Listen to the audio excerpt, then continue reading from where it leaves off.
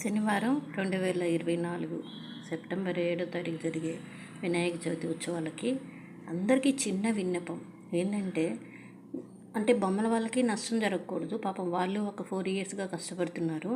పెట్టుకోండి, కానీ డామ్ డూమ్ డపరగోళాలను లేకుండా ఆ మనీ సేవ్ చేసి కొంచెం విజయవాడలో బాధింపబడే ఆ ప్రజలకు కొంచెం సెండ్ చేయండి. వీలైనంత వరకు మానవతా దృక్పథంతో ఎంత చేసినా దేవుడు వద్దనడు. దేవుడు మానవ రూపంలో ఉంటాడు. అందుకే ఆ మనుషులకు మనం సహాయపడితే ఖచ్చితంగా మనం వినాయక పూజ చేసినట్లే. అసలుకైతే పార్వతీదేవి లెక్కనైతే చిన్న పసుపు ముద్దతో వినాయకుడిని చేసుకుని పూజించేది. కానీ పాపం అట్లానే మనం ఆల్రెడీ చేసేసారు కదా వాళ్ళు, బొమ్మల వాళ్ళకి ఇబ్బంది జరగకూడదు.